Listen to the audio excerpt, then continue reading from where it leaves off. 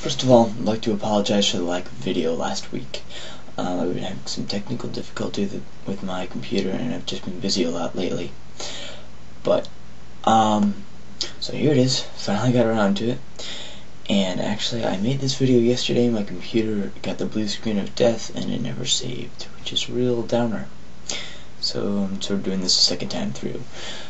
Anyway, Life as We Knew It by Susan Beth Pfeffer was, by my standards, a really bad book, to put it bluntly. So I'll start with the plot here. Basically, the moon gets hit by an asteroid or meteor or whatever its technical term is, moves in closer to the Earth, causes tidal disorders, and then I guess it pulls on lava and forces volcanoes to erupt, and everything goes horribly wrong. And the storyline just follows this one girl, Miranda, in her journal, and she's just talking about what goes on. Now, I respect the book in the sense that it was written like a real journal. The only problem was, she seemed to lack emotions entirely. She did not show any emotion except for Miranda is angry, Miranda is sad.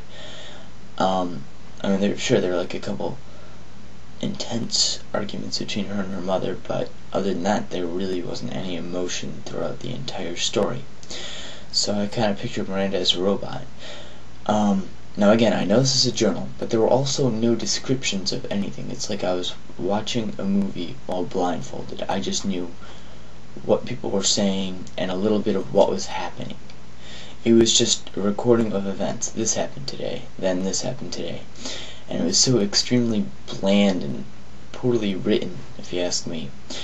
Now, one thing I did like about it is that it wasn't a generic apocalypse, like everything goes horribly wrong right away, everyone dies, and it wasn't like this intense escape from disaster. It was a gradual process like it probably would be, and it was a little bit realistic. The only thing that wasn't realistic is how they had running water despite not having power. If you've ever had a power outage, you know that water does not run, or it only runs for a couple of seconds until the pipes are emptied out. And somehow they had running water the whole time. But I was just really disappointed with the writing style. It just didn't catch my attention. The story was a bit bland, and it was very predictable. I mean, it was sort of obvious that they were going to make it out alive. But, I don't know, that's just me. And it was interesting how isolated they were all the time. I mean, I know they had a couple neighbors who stopped by once in a while, but it just seemed like it was practically just them surviving in this apocalyptic world.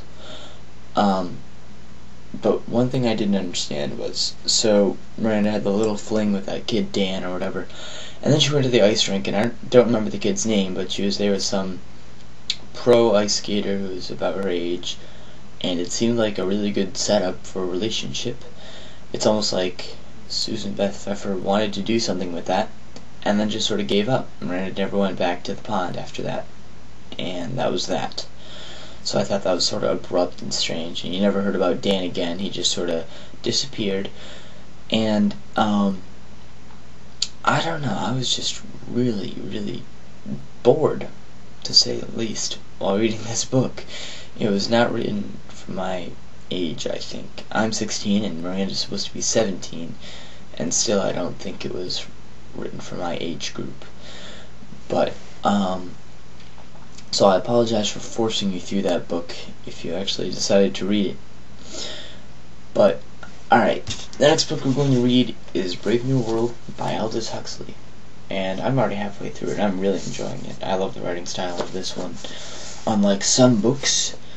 And that's a really cool plot line. It's about a world where everyone is basically created in these factories where people are supposed to be perfect, in a sense that there are, I think it's 5 different levels of society. There's alphas, betas, gammas, deltas, epsilons, and epsilons being the worst and alphas being the best.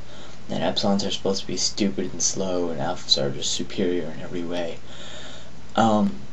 It's really cool so far. It's fascinating. It's from the 30s, And so I realize I've been doing a lot of sci-fi books lately, but after this we'll be going back to fiction. I'm thinking we're gonna read On the Road or something.